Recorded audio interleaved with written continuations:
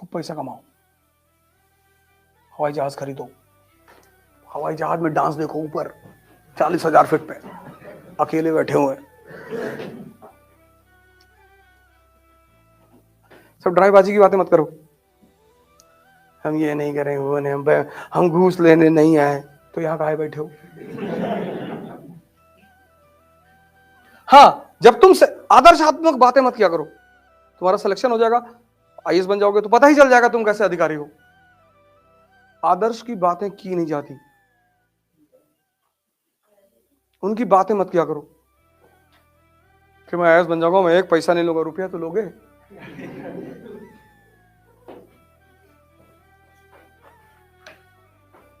जीवन में कोई ड्रामेबाजी की बातें नहीं। हाँ, जब इंटरव्यू बोर्ड में जाओगे तो थोड़ा सा तुम्हें ध्यान रखना पड़ेगा। वहां वो तुमसे पूछेंगे कि तुम क्यों आईएएस बनना चाहते हो, तो तुम्हें कहना पड़ेगा कि सर यहाँ चुनौतियां ज्यादा हैं और मुझे चुनौतियां बहुत पसंद है sir, and I want to work for my people, I want to be with the people. और फिर वो तुम्हें देख के मुस्कुराएंगे कि झूठ बोल रहे हो बेटा, और तुम भी उन्हें देख के मुस्कुराओगे कि सही पकड़ रहे हो सर। इंटरव्यू बोर्ड में जितना कम बोलना पड़े, समझ लो उतने ज्यादा नंबर मिलेंगे। शर्त यह है कि दोनों पार्टी मुस्कुराए, वो भी मुस्कुराए और तुम भी मुस्कुराओ। What is your opinion about dowry? Dowry is a crime sir. अंदर सांस लेगा, पूरी अंदर खींचेगा।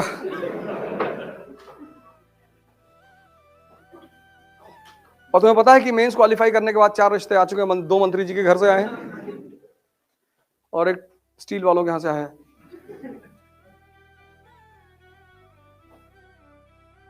कोई ड्रामेबाजी की बात नहीं। कल हाई कमिश्नर बन के जाओगे इंडिया के पाकिस्तान में, तो जिन्ना की तारीफ करनी पड़ेगी। 14 अगस्त को जब अपना इंडिपेंडेंस डे मनाएंगे तो तुमको बुलाएंगे एज अ गेस्ट, फिर तुमसे बोलेंगे कि सर 2 मिनट आप भी कुछ बोलिए, तो तुम्हें वहां जिन्ना की तारीफ में बोलना पड़ेगा कि the most talented man of 20th century, और इतना बोलना है कि पाकिस्तानी भी रोने लगे। यार अरे इतना थोड़ी था, इतना ही था।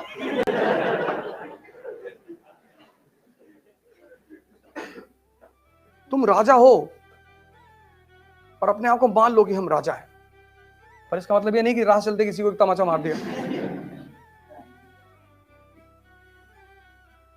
राजा जैसा एटीट्यूड डेवलप करना शुरू कर दो बस। सबसे बात नहीं करना है, सबसे डिस्कस नहीं करना है। भैया योगी जी पावर में नहीं आएंगे, हाँ ना हमसे ठीक, अखिलेश भैया आ रहे, आने दो, हम तो दोनों के राज में रहेंगे मंत्री, कोई भी आए।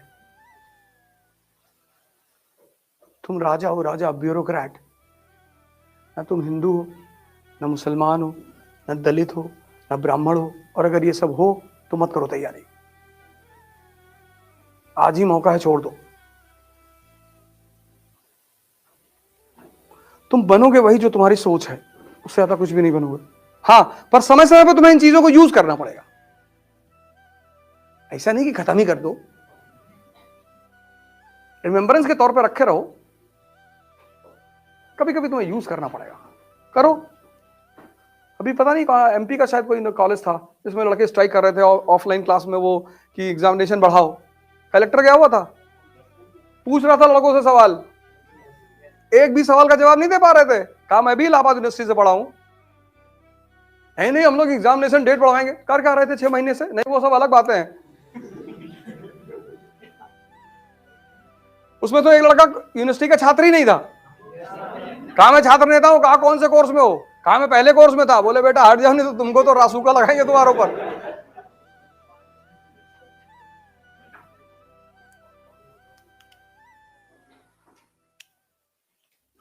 इसमें क्या रटना है यार। दुनिया में 2 चीजें लोगों को बहुत आकर्षित करती हैं, एक ब्यूटी, एक पैसा, और भारत के पास दोनों है। बिकॉज ऑफ दिस, इसकी वजह से Bharat became the victim of foreign invasion from ancient times. ऐसे एरो बना के लिखो कि because of this, because of what? Golden sparrow लिखो। Because of this India became the victim of, because of this India became the victim of foreign invasion, inbox foreign invasion from ancient times. प्राचीन काल से India became the victim of foreign invasion from ancient times. Example दे दो. Shakas, Kushans, important दे दो. Kushans, Huns,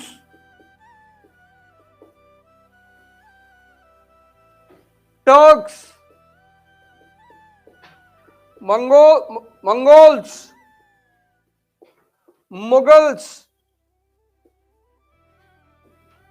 Irani, Afghani, and today आतंकवादी. अजमल का साहब, because of this, इस सोने की चिड़िया की वजह से Bharat was the target of foreign invasion. Shakas, famous ruler, लिख लो राम, रुद्रदामन. फेमस शाका रूलर रुद्रदामन, नाम लिख लो, रुद्रदामन. Kushan, famous ruler Kanishka. हून, famous ruler Mihirkul, MIHIRKULA, Mihirkul. Rudradaman, Kanishka, Mihirkul. Mahmood Ghazni and Mohammad Ghori.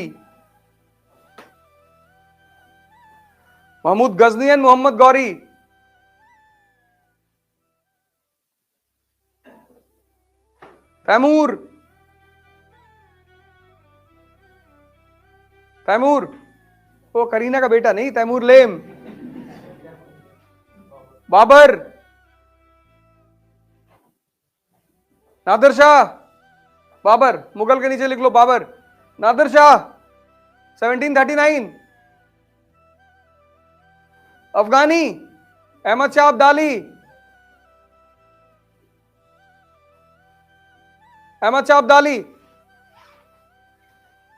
Ajmal का साहब, ठीक. सिर्फ मुसलमानों ने आक्रमण नहीं किया, तो बाद में आए मुसलमान. पढ़ा देना कि मुसलमानों ने इस देश को लूटा, हिंदू धर्म को खत्म कर. उससे पहले भी लोग आए. ये देखो, एक तो मैंने नाम छोड़ दिया, हिंद यमन, इंडो ग्रीक. लिख लो इसके आगे, इंडो ग्रीक्स. उसका सबसे फेमस रूलर मेनेंडर. लिख लो, एक और लिख लो, Indo Greeks, Hind Yemen, Indo Greeks. ऐसा नहीं सिर्फ मुसलमानों ने इस देश पे हमला किया. ये देखो, ये मुसलमान नहीं है. ये देखो, इंडो ग्रीक. इसके आगे लिखो इंडो ग्रीक, मेनेंडर. हिंदी में उसको मिलिंद बोलते हैं, मेनेंडर. तो इस देश पे आक्रमण क्यों हुआ? यहां की संपत्ति की वजह से. तुम्हारा घर है मार्बल का 10 बीघे में, तुम्हारे पास 4 ऑडी है, 10 फॉर्च्यूनर है, 5 BMW है, लेकिन तुम्हारे घर के चारों तरफ स्लम एरिया है, स्लम, झोपड़पट्टी. तो जिस दिन तुम कमजोर पड़ोगे, ये झोपड़पट्टी के लोग तुम्हारे घर में कूदेंगे. यही हुआ भारत के साथ, कि जब जब भारत कमजोर पड़ा तो ये अगल बगल के जो हमारे लोग हैं, ये भारत में घुस आए.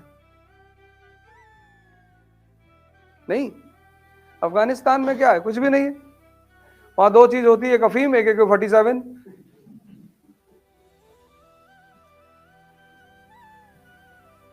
महमूद गजनी मंदिर तोड़ने थोड़ी आया था, लेकिन पैसा मंदिर में रखा था.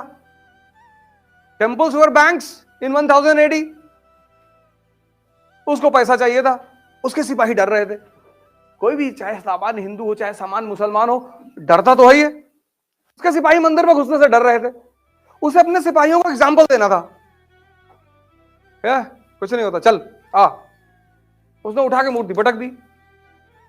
सिपाहियों को हिम्मत आ गई कि अरे भैया, सिपाहियों ने सारी पटक दी.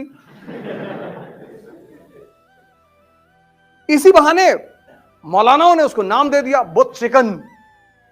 इस्लामिक वर्ल्ड में उसकी बड़ी इज्जत बढ़ गई. मूर्ति तोड़ के आ रहा, वो रुपया लूट कर आ रहा था. उसको मध्य एशिया पे कब्जा करना था, उसको पैसा चाहिए था, रोकड़ा। उसको इस्लाम से कुछ लेना देना नहीं था।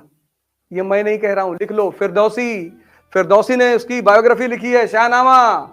तो उसने फिरदौसी से कहा कि तुम जितनी लाइन मेरे बारे में लिखोगे मैं तुम्हें उतने सोने के सिक्के दूंगा। फिरदौसी ने कहा अच्छा। 20,000 लाइन लिख दी। इतनी मोटी किताब लेके पहुंचे महमूद गजनी के पास। बड़ा कंजूस आदमी था वो। उसने किताब देखी, कहा इतना लिखने के लिए कौन कहा था? इतने बड़ा लालची हो तुम? तो 2 झापड़ मारा। कहा इसको दे दो 50 सिक्के। 20,000 लाइन पे 50 सिक्के। फिरदौसी को पता था कि कंजूस आदमी है, उसने बीच के कुछ पन्ने छोड़ दिए थे। बाद में उसने उस पन्नों में लिखा कि ये रात भर शराब पीता है।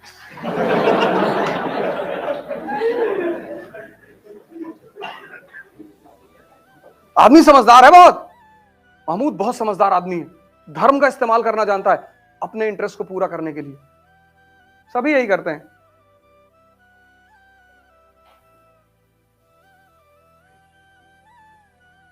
जब वो हिंदुस्तान की तरफ चलता था तो उसकी सेना में 10,000 लोग होते थे, सिर्फ 10,000। लेकिन 10,000 लोगों से कैसे लड़ेगा? तो जिहाद का नारा देता था वो। जैसे जिहाद बोलता था मुसलमानों का इंटरेस्ट जुड़ जाता था। वो 10,000 की सेना 50,000 में बदल जाती थी। फ्री में लड़ रहे हैं तो आओ।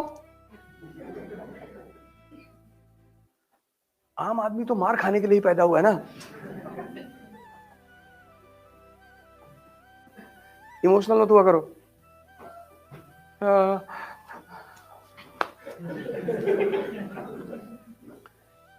ये सिविल सर्विस की क्लास है,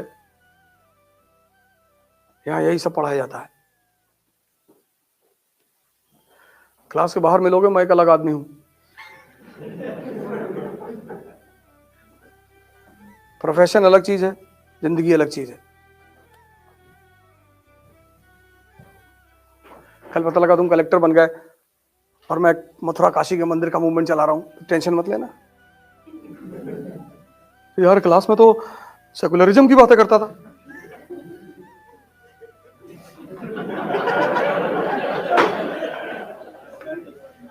और लाठी चार्ज करने से पहले बता देना कि फायरिंग होने वाली है।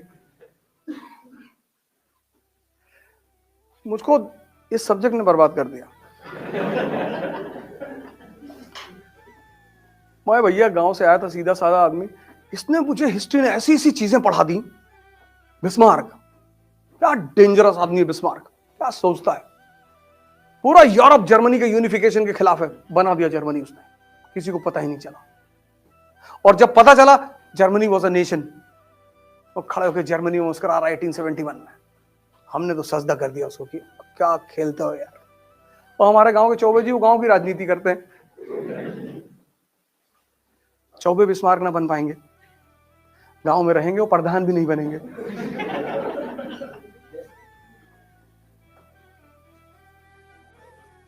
इतना जबरदस्त सब्जेक्ट है ये, इतना। लेकिन मेरे 2 ऑप्शन हो, दोनों विरोधाभासी। एक हिस्ट्री, एक फिलॉसफी। एक ने पढ़ाया कि संसार माया है,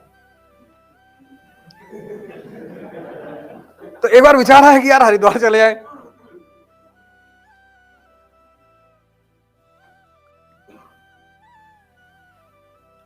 और इस सब्जेक्ट ने तो जो जो चीजें पढ़ा दी, समझो यार तुम पढ़ते हो ना, तुम पढ़ाई ऐसे थोड़ी करते हो। ऐसे पढ़े थे कि भारत पर रेगुलर इन्वेजन क्यों हो रहे थे? नहीं पढ़े थे, तभी तो तुम्हें इंटरेस्ट नहीं आ रहा था। And without interest you will never enjoy. Enjoyment का सीधा संबंध है इंटरेस्ट से। जब तुम समझते हो तो मजा आता है, इसलिए ज्यादा पढ़ाई होती है। जो तुम कहते हो ना कि मोमेंटम नहीं बन पा रहा है, एंथुसियाज्म नहीं आ रहा, उसकी वजह है तुम्हें इंटरेस्ट नहीं पैदा हो पा रहा है, क्योंकि तुम समझ नहीं रहे हो, तुम रट रहे हो, तुम कनेक्ट नहीं कर रहे हो। भाई तुमको पहले भी पता था कि भारत पे लगातार इन्वेजन होते थे, पर तुमने ये डायग्राम कभी नहीं बनाया।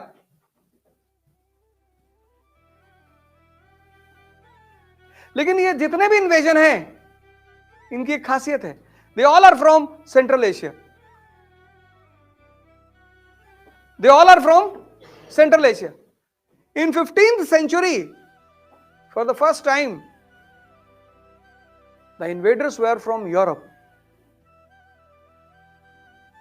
with the arrival of Vasco da Gama in 1498.